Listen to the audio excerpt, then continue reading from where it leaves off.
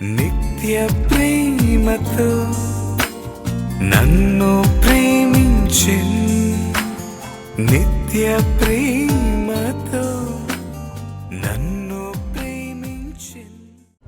We follow the star.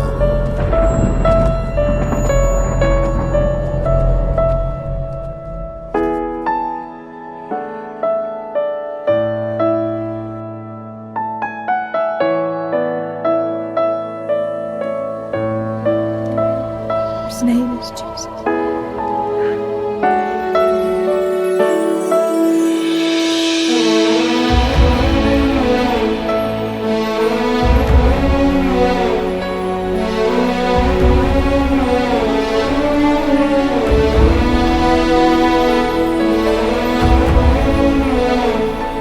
You shall turn the heart of the fathers to the children, and the heart of the children to their fathers.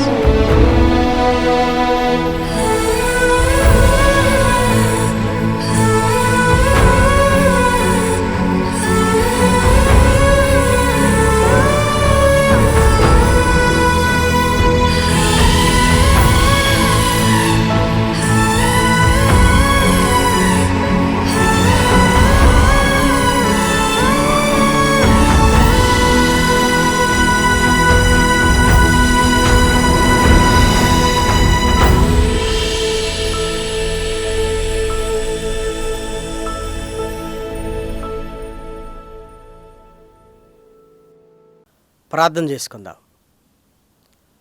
మహాకృపయు కనికరము కలిగిన మా కన్న తండ్రి, ఘనమైన ఉన్నతమైన పరిశుద్ధమైన నీ నామమునకు స్తుతులు స్తోత్రములు చెల్లిస్తున్నాం. శాశ్వత ప్రేమ టీవీ కార్యక్రమం ద్వారా పరిశుద్ధ లేఖనములను ధ్యానించుచుండగా నీ సహాయాన్ని మాకు అనుగ్రహించండి. నీ దాసుడనైనా నన్ను జ్ఞాపకం చేసుకోండి. లేఖనములను బోధించగలిగే సామర్థ్యాన్ని అనుగ్రహించండి. వినుచున్న నీ పిల్లలకు నాయన వివేచనను అనుగ్రహిస్తూ ఈ కార్యక్రమం నీకు మహిమకరముగా, మా అందరికీ దీవెనకరముగా నీ ఆత్మ సహాయముతో నాయన ముందుకు తీసుకుని వెళ్ళమని మిమ్మల్ని కోరుకుంటూ క్రీస్తు నామం నీ ప్రార్థన అడిగి వేడుకొనుచున్నాము తండ్రి, ఆమేన్. ప్రేమన దేవుని వర్లారా, దేవుని అపారమైన ప్రేమను బట్టి, ఆయన ఉచితమైన కృపను బట్టి పరలోకమందున్న కన్న తండ్రిని స్తుతిస్తూ క్రీస్తు పేర కృతజ్ఞతాస్తుతులు చెల్లించుచున్నాను.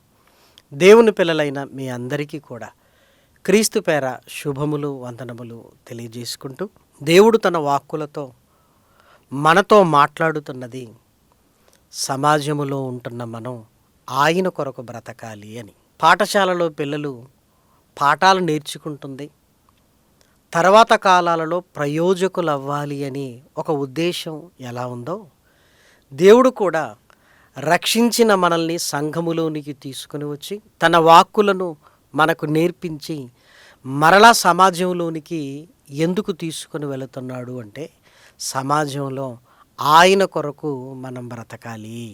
కానీ చాలామంది ఏమనుకుంటారంటే, లోకములో ఎవరూ బ్రతకనప్పుడు నేనెందుకు బ్రతకాలి, నేనొక్కడిని బ్రతకటం వల్ల ఈ ప్రపంచం మారిపోతుందా అని ఆలోచిస్తూ నెమ్మదిగా విశ్వాసాన్ని కోల్పోతూ ఉంటారు.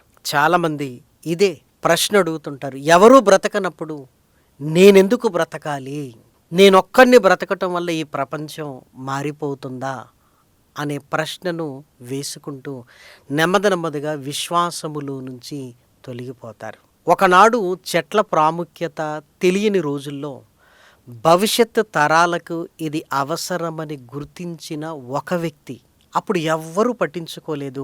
నేనెందుకు పట్టించుకోవాలి అన్న ఆలోచన ఆయనకు రాలేదు. ఆయన మాత్రం చెట్లను నాటించాడు. చెట్లను నాటించాడు అనగానే మనందరికీ గుర్తొచ్చారు అశోకుడు అని. ఆయన పేరే ఎందుకు గుర్తొచ్చింది అంటే, మొట్టమొదటిసారిగా ఆయన గుర్తించి చెట్లను నాటటం వల్ల ఆ తర్వాత కాలాలలో ప్రయోజనాలు చేకూరాయని ప్రపంచం గుర్తించింది. కొన్నిసార్లు మనం చేసిన మంచి ప్రభావం మనం ఉన్నప్పుడే మనకు కనిపించవచ్చు, లేదంటే మనం వెళ్ళిపోయినా ఆ ప్రభావం మనల్ని జ్ఞాపకం చేస్తూనే ఉంటుంది. స్వతంత్ర పోరాటంలో ఎంతోమంది సమరయోధులు పూనుకున్నారు. మేమొక్కరం పోరాడితే స్వతంత్రం వస్తుందా, ఎవరికి లేని ఆలోచన మాకెందుకు అని వారు కూడా అందరిలాగే ఉంటే స్వతంత్రం వచ్చేదా?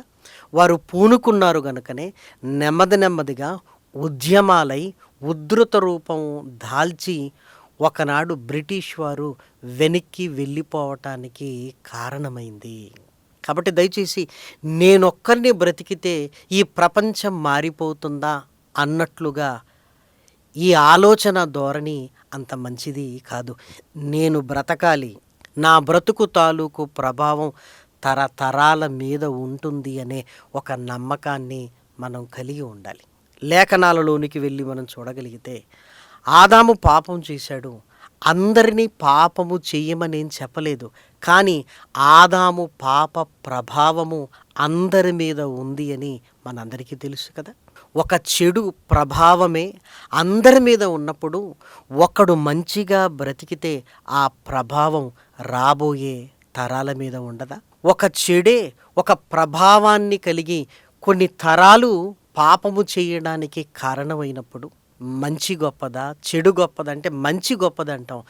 ఆ మంచిని కలిగిన మనము బ్రతుకుతున్నప్పుడు ఆ నీతి ప్రభావము రాబోయే తరాల మీద ఉండదా? మీరు ఆలోచించండి, ఖచ్చితంగా ఉంటుంది. అందుకే ఎప్పుడు దేవుని కొరకు బ్రతుకుతున్నప్పుడు, నీతి కలిగి బ్రతుకుతున్నప్పుడు విసుకవద్దు. నాకెందుకులే అని వదిలేయటానికి వీలు లేదు. ఒక తండ్రి సంపాదిస్తే కుటుంబం అంతా బ్రతికినట్లు మనం ఒకరం బ్రతికితే ఈ ప్రభావం సమాజం మీద ఉంటుంది, తరతరాలు ఆ ఫలాలను పొందుకుంటాయి అని మనం గ్రహించగలిగితే నీవు నేను సమాజంలో దేవుని కొరకు బ్రతకటం ఎంత విలువైనదో మనకు అర్థమవుతుంది. ప్రేమను వారలారా, దయచేసి ఇప్పుడు లేఖనాలలోనికి వెళ్ళి జాగ్రత్తగా కొన్ని లేఖనాలను మనం చూడగలిగితే కీర్తనల గ్రంథము 105వ అధ్యాయము 17, 18, 19 వచనాలను దయచేసి మీరు చూడండి. వారి కంటే ముందుగా ఆయన ఒకని పంపెను, యోసేపు దాసుడుగా అమ్మబడెను. వారు సంకెళ్ళ చేత అతని కాళ్ళు నొప్పించిరి, ఇనుము అతని ప్రాణమును బాధించెను. అతడు చెప్పిన సంగతి నెరవేరు వరకు యెహోవా వాక్కు అతని పరిశోధించుచుండెను. యోసేపు గారిని గురించిన ఆలోచన. యోసేపు గారు సహోదరుల చేత అమ్మబడ్డాడు. అక్కడి నుంచి పోతీఫరు ఇంటికి చేర్చబడ్డారు ఒక బానిసగా. అక్కడ నుండి చెరసాలలో వేయబడ్డాడు. ఇవన్నీ మాటగా మనం చెబుతూ ముందుకు వెళుతున్నాం, కానీ ఇవి జరుగుతున్నప్పుడు యోసేపు యొక్క మానసికమైన పరిస్థితి గందరగోళము, ఎటూ తోచని స్థితిని ఒక్కసారి మీరు ఆలోచించండి. లేఖనాలలోనికి వెళ్ళి ఆ పరిస్థితులను ఆలోచించగలిగితే యోసేపు గారు ఇంత కష్టాన్ని ఎందుకు తీసుకుంటున్నాడు? దేవుని వాక్కు అతన్ని పరిశోధిస్తుంది. దేవుడు ముందుగా యోసేపును ఐగుప్తు దేశానికి నడిపించాడు. ఐగుప్తు దేశానికి నడిపించిన తర్వాత ఎన్ని కష్టాలు, ఎన్ని కన్నీళ్ళు. దయచేసి మీరు ఆలోచించండి.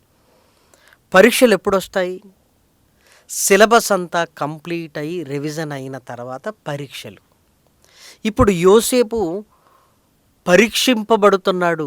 యెహోవా వాక్కు అతన్ని పరిశోధిస్తుంది అని రాయబడింది కదా. మరి సిలబస్ ఎప్పుడు కవర్ అయింది అంటే యాకోబు గారి దగ్గర, అనగా తన తండ్రి దగ్గర దేవుని భావాలను నేర్చుకొని ఎలా బ్రతకాలి యథార్థవంతుడిగా తన తండ్రిని చూసి నేర్చుకున్నాడు. దేవుడు రాబోయే తరాల కొరకు ఏదో చెయ్యబోతున్నాడు అని తన తండ్రికి వచ్చినట్లుగానే తనకు కూడా కలలు వచ్చాయని హృదయములో పెట్టుకొని దేవుడు ఏదో చెయ్యబోతున్నాడని యథార్థవర్ధనుడుగా, యథార్థతతో వర్ధిల్లాడు. యథార్థవర్తనుడుగా నిజంగా ఏం జరగబోతుందో లేఖనాలలోనికి వెళ్ళి చూడగలిగితే సంకెళ్ళు, చెరసాల, భయంకరమైన బాధ, బయటికి వస్తానో లేదో తెలియదు. ఇదంతా ఎందుకు జరుగుతుంది? ఒకడు తన కొరకే ఈ కష్టాన్ని తీసుకుంటున్నాడా అని జాగ్రత్తగా మనం ఆలోచించగలిగితే ఆదికాండము 45వ అధ్యాయంలో వ్రాయబడిన చక్కటి మాటను దయచేసి మీరు చూడండి. 6-7 వచనాలు. 2 సంవత్సరముల నుండి కరువు దేశములోనున్నది, సేద్యమైనను కోతయైనను లేని సంవత్సరములు ఇంకా 5 వచ్చును. మిమ్మును ఆశ్చర్యముగా రక్షించి దేశములో మిమ్మును శేషముగా నిలుపుటకును ప్రాణముతో కాపాడుటకును దేవుడు మీకు ముందుగా నన్ను పంపించెను. దేవుడు మీకు ముందుగా నన్ను పంపించెను. మీ అందరినీ కాపాడాలి అని దేవుడు నన్ను ఇక్కడికి పంపించాడు. అందరి కొరకు ఒకడైన యోసేపు పరీక్షింపబడ్డాడు, బాధింపబడ్డాడు. కానీ ఆ బాధలు అందరికీ మేలుకరంగా మారిపోయాయి. నెలంతా కష్టపడితే వచ్చిన శాలరీ, అందరి అవసరాలు ఎలా తీరుతున్నాయో దేవుడు యోసేపును ముందుగా ఐగుప్తు దేశానికి పంపి పరీక్షించాడు. ఆయన పరీక్షిస్తున్నది అందరి కొరకు. యోసేపుకు అర్థమైపోయింది ప్రియమైన వారలారా. ఎప్పుడైతే సహోదరులు వచ్చి సాష్టాంగపడ్డారో తనకు వచ్చిన కలను జ్ఞాపకం చేసుకున్నాడు. దేవా, ఇది జరిగించబోతున్నావు గనక నన్ను ఎన్నుకున్నావా? నేను పడిన బాధలు, కష్టాలు, కన్నీళ్ళు అందరి కొరకైనప్పుడు అందరికీ మేలు కలుగుతుంది అనుకున్నప్పుడు నేను కష్టపడినా పర్వాలేదు అని తన జీవితాన్ని బట్టి ఆనందించాడు. ప్రియమైన దేవుని పిల్లలారా, యోసేపు యథార్థవంతుడుగా ఆయన బ్రతికినందుకు ఆ ఫలాలు రాబోయే తరం వారు పొందుకున్నట్లుగా మనం చూస్తున్నాం. ఐగుప్తు దేశము కాపాడబడింది. అంతేకాదు, తన సహోదరులు, కుటుంబాలు వారందరూ రక్షింపబడినట్లుగా లేఖనాలలో మనకు కనబడుతుంది. ఇప్పుడు యాకోబు గారి జీవితాన్ని కూడా మీరు ఆలోచించండి. యథార్థవర్తనుడుగా ఉన్నాడు. లాబాను మోసం చేసినా మోసం చెయ్యాలి అన్న ఆలోచన అతనికి లేదు. లాబాను దగ్గరికి వెళ్ళింది కూడా భార్య కొరకు. అక్కడికి వెళ్ళి కష్టపడుతున్నాడు. యథార్థవంతుడుగా ఉన్నాడు. ఎందుకు? ఆ కష్టము, యథార్థత రాబోవు తరాలకు అది ఆశీర్వాదకరంగా మారుతుంది. నా కష్టం రాబోవు తరాలు అనుభవిస్తారు అన్న ఆలోచన యాకోబు గారిలో ఉన్నది ప్రియమైన వారలారా. ఎందుకంటే దేవుని ఆశీర్వాదము కూడా నిన్ను గొప్ప జనముగా చేసేదను, నిన్ను ఆశీర్వదించేదను అంటే నా కష్టము రాబోయే తరాలకు అది ఆశీర్వాదకరంగా ఉంటుంది అని యాకోబు యథార్థ వర్తనుడుగా బ్రతికాడు. ఆ ప్రభావము యోసేపు మీద పడింది. యోసేపు అందరినీ కాపాడుకొనగలిగే ఒక పాత్రగా వాడబడ్డాడు అని లేఖనాలలో మనకు కనబడుతుంది కదా. లేఖన సత్యాలను గుర్తించగలిగితే ఆదివారం వాక్యం విని సమాజంలోనికి వెళ్ళిపోయి ఇప్పుడు అందరూ మారుతారా, నేను ఒక్కడిని బ్రతికితే అని ఎందుకు నీ బ్రతుకును నువ్వు చిన్నదిగా ఆలోచిస్తున్నావు? ఒక విత్తనం మహావృక్షమైనట్టుగా నీ నీతి మహావృక్షం అవుతుంది. నువ్వు బ్రతుకుతున్నప్పుడు ఆ ప్రభావం నీ కళ్ళ ముందున్న రాబోయే తరాల మీద ఉంటుంది. ప్రియమైన వారలారా, మన బ్రతుకులు చిన్నవి కాదు, మన ఆయుష్కాలము చిన్నదేమో కానీ నీతి ప్రభావం తరతరాల మీద ఉంటుంది అనటంలో ఎలాంటి సందేహము లేదు. స్వతంత్ర సమరయోధులు ఇప్పుడు ఎవరూ లేరు. వారిని జ్ఞాపకం చేసుకుంటున్నాం కదా. దేవుని కొరకు బ్రతికిన భక్తులు వారెవరూ లేరు. పరిశుద్ధ గ్రంథంలో వారిని గురించి మనం ధ్యానిస్తున్నాం కదా. వాళ్ళ బ్రతుకు తాలూకు ప్రభావం ఈరోజు మనల్ని బలపరుస్తుంది కదా. అలాగే నీ జీవితం కూడా రాబో తరాలకు అది చాలా ముఖ్యమైనది. మన పిల్లలకు కూడా అదే చెప్తుంటాం, రే నువ్వు కష్టపడి చదువు, తరువాత నీ పిల్లల పిల్లలు బాగుంటారు అని. తల్లిదండ్రులు ఇల్లు కడతారు, తమ పిల్లలు అందులో నివాసం ఉండాలి అన్న ఆలోచన, వీరి కష్టము వారి పిల్లలకు క్షేమకరముగా మారుతుంది అని తల్లిదండ్రులు ఆలోచిస్తుంటారు కదా. ఇవన్నీ ఆలోచిస్తున్నప్పుడు నువ్వు దేవుని కొరకు బ్రతకటం అనేది ఎంత ముఖ్యమో ఆలోచించు. ఆ నీతి ప్రభావం అందరి మీద ఉంటుంది ప్రేమన దేవుని పిల్లలారా. నిజంగా లోకమంతా పాపములో ఉన్నప్పుడు మహనీయుడైన యేసుక్రీస్తు పరలోకాన్ని విడిచిపెట్టి భూమి మీదకి వచ్చి ఆయన ఒక్కడే నేను బ్రతికితే సమాజం అంతా మారిపోతుందని ఆయన అనుకోలేదు. నీవు నేను అనుకున్నట్టుగా యేసుక్రీస్తు అనుకోలేదు. తన నీతి ప్రభావం తరతరాలలో ఉండాలి అని ఆలోచించి ఆయన ఏ పాపము చెయ్యలేదు. ఆయన పొందిన బాప్తిస్మము రాబోయే తరాలను ఉద్దేశించి, ఆయన బ్రతికిన బ్రతుకు రాబోవు తరాలకు మార్గదర్శిగా ఉండాలి అని ఆలోచించి ఆయన బ్రతికాడు ప్రేమన దేవుని పిల్లలారా.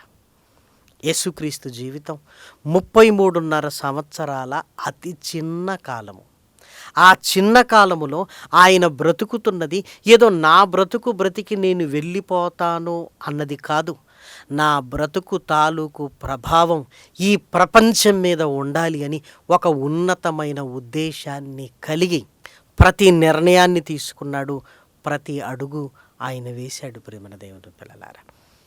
యేసుక్రీస్తుని గురించి తెలియకయే మాట్లాడిన ఒక చక్కటి మాటను మనం చూడగలిగితే యోహాను సువార్త 18వ అధ్యాయము 14వ వచనాన్ని చూడండి. ఒక మనుష్యుడు ప్రజల కొరకు చనిపోవుట ప్రయోజనకరమని యూదులకు ఆలోచన చెప్పినవాడు.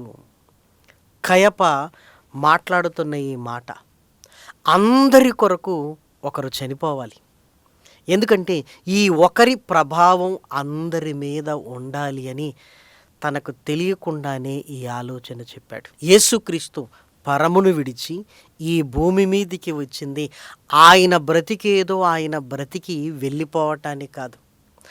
ఆయన బ్రతుకు అందరి బ్రతుకులను మార్చాలి అని ఆయన మానవ రూపాన్ని ధరించుకొని, అనగా మనలాంటి శరీరాన్ని ధరించుకొని ఈ భూమి మీదికి వచ్చాడు. తన చిన్న జీవిత కాలములో ఏ పాపము లేకుండా అందరి కొరకు సిలువనెక్కి రక్తమును చిందించాడు. ఆ ప్రభావం ఈరోజు ప్రపంచ ప్రజలపై ఉంది చూడండి. ఈరోజు వరకు నా కొరకు యేసుక్రీస్తు ప్రాణం పెట్టాడు, నన్ను పాపములో నుంచి బయటికి తీశాడు, నేను పాపము చేయకూడదని ఇప్పటికీ ఆయన బ్రతుకు నా మీద నీ మీద ప్రభావాన్ని చూపిస్తుంది అంటే 2000 సంవత్సరాలైనా ఇప్పటికీ ఆయన ప్రభావం మన మీద ఉంది అంటే ఒక్కసారి మీరు ఆలోచించండి. యేసుక్రీస్తు మనలాగా ఆలోచించి ఉంటే ఈరోజు ఆయన దగ్గరికి మనం వచ్చేవారమా? నువ్వు దేవుని కొరకు బ్రతుకుతున్న బ్రతుకు అది ఎందుకు పనికిరానిదిగానే కనిపిస్తుందేమో. నేను ఒక్కడిని ఏం చేయగలను, నేను ఒక్కడిని బ్రతికితే ఏమి సాధించగలను, నా కుటుంబంలో నా వీధిలో అని కనిపించవచ్చు. కానీ దేవుడు ఆ ప్రభావాన్ని రాజ్యాల మీదికి తీసుకుని వెళతాడు. షడ్రక్ మేషక్ అబద్నిగో ముగ్గురు మొక్కకపోతే ఏమవుతుంది అని ఈజీగా తీసుకోలేదు. వారు మొక్కకుండా ఉన్నారు, అగ్నిగుండములో పడవేయబడ్డారు, మరలా దేవుని చేత రక్షింపబడి వెలుపలికి తీసుకుని రాబడ్డారు. అంతేకాదు, షడ్రక్ మెషక్ అబద్నిగో నమ్మిన దేవుడు నిజమైన దేవుడు అని చరిత్ర పుటల్లో బబులోను చరిత్రలో వ్రాయబడింది. అంటే వారి ప్రభావము దేవుడు ఒక దేశం మీదనే చూపించాడు ప్రేమన దేవుని పిల్లలారా. దానియేలు గారు మనకు తెలుసు, దర్యావేషు కాలములో ప్రార్థన మానకుండా యూదుల విడుదల కొరకు ఆయన చేసిన ప్రార్థనను బట్టి సింహముల గుహలో పడవేయబడినప్పుడు దేవుడి చేత కాపాడబడి మాదీయ పారసిక రాజ్యాల చరిత్ర గతిని మార్చివేశాడు ప్రేమన దేవుని పిల్లలారా. ఒక్కడే రాజ్యాల చరిత్రను మార్చివేస్తున్నప్పుడు, ఒకరి ద్వారా దేవునికి దేశాల మధ్య మహిమ కలుగుతున్నప్పుడు ప్రేమన దేవుని పిల్లలారా, నీవు నేను చిన్నవారమా? రక్షణలోనికి రాకమునుపు నీ స్థితి నా స్థితి ఎందుకు కొరగానిదే. యేసుక్రీస్తు శిలువ రక్తములో కడగబడిన తర్వాత ఆయన రక్తమునకు ఎంత విలువుందో ఆ రక్తము చేత కడగబడిన నీకు కూడా అంతే విలువుంది. నువ్వు విలువైన వాడివి. నువ్వు లోకము కొరకు దేవునిలో బ్రతకవలసిందే. ఎందుకంటే నీ ప్రభావము నీ కుటుంబం మీద, నీ వీధిలో, నీ మండలములో, నీ జిల్లాలో దేవుడు కనపరిచి మహిమ తెచ్చుకొనగలిగిన సమర్థుడు ప్రేమన వారలారా. ఎందుకు నేనొక్కరిని బ్రతికితే ఈ ప్రపంచం మారిపోతుందని నిరాశ నిస్పృహలతో కూడిన ఆ మాటలు మాట్లాడుకుంటూ చివరికి మనకు కలిగిన భక్తిని కూడా ఎందుకు వదిలేస్తున్నారు? నువ్వు బ్రతుకుతున్న బ్రతుకు ఇది నా బ్రతుకు అనుకుంటున్నావేమో, కానీ నీలో ఉన్న నీతి తరతరాలకు తీసుకుని వెళ్ళగలిగే సమర్థుడు దేవుడు. యేసుక్రీస్తు అందరి కొరకు ఒకడిగా వచ్చాడు.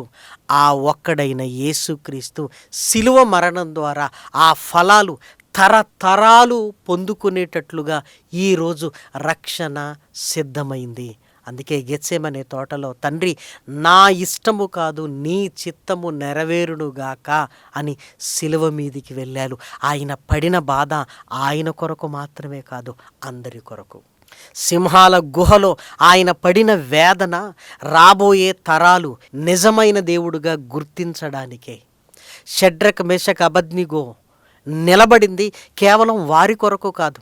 సజీవుడైన దేవుడు మృతులను సజీవులుగా లేపువాడు, సజీవులుగా బ్రతికించువాడు, గొప్పవాడు, సర్వోన్నతుడని అందరికీ తెలియచేయాలని ప్రేమన దేవుని పిల్లలారా.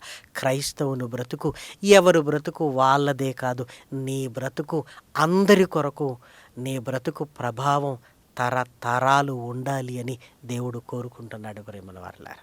సామెతల గ్రంథము 20వ అధ్యాయము 7వ వచనం. యథార్థ వర్తనుడగు నీతిమంతుని పిల్లలు వారి తదనంతరము ధన్యులగుదురు. యథార్థవర్తనుడి పిల్లలు, ఆయన నీతి, వారి తదనంతరము వారి పిల్లలు ధన్యులగుదురు అని రాయబడింది. యాకోబు నీతి యోసేపుపై ప్రభావాన్ని చూపించింది. యోసేపు బ్రతుకు తదనంతరం రాబోయే తరాలకు అది దీవెనకరముగా మారిపోయింది.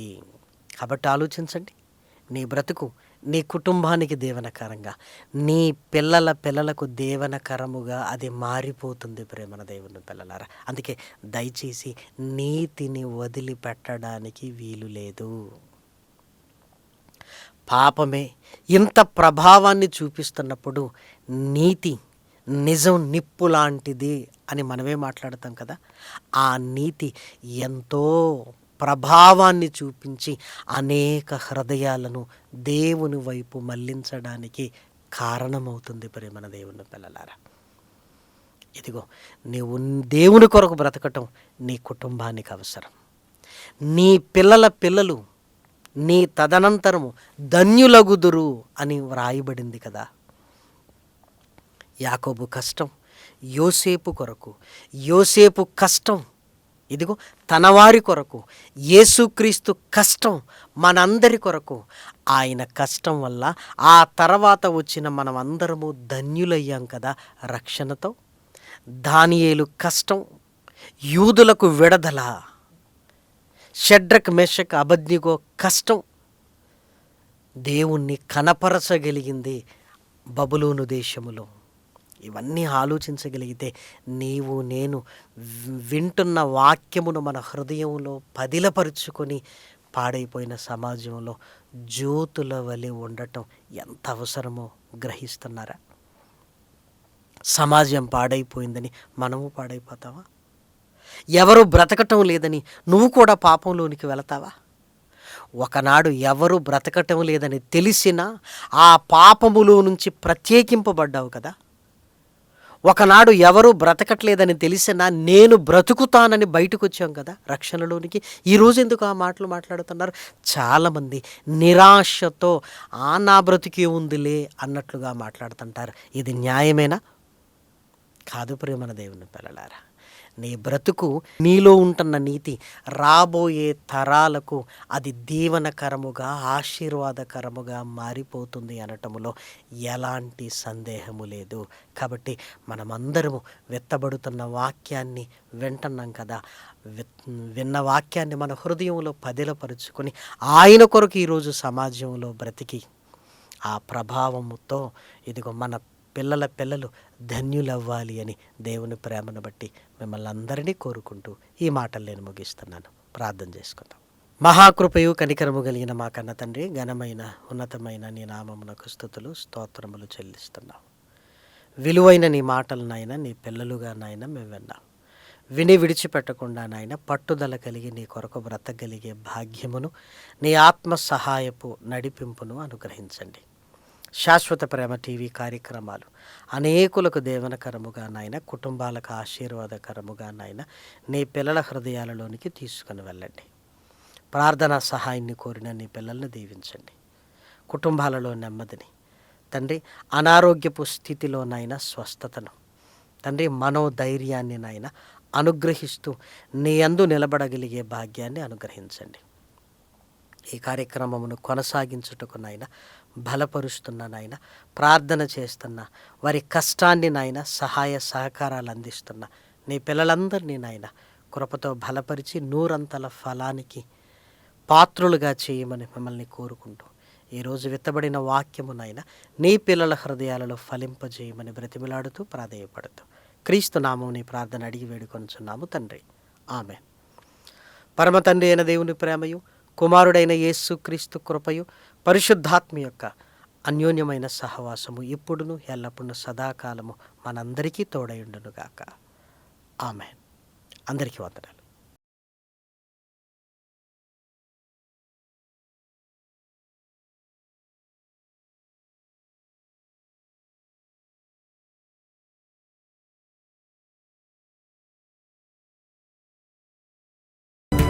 స్వార్థం లేనిది ప్రేమ, అన్నీ ఓర్చును ప్రేమ.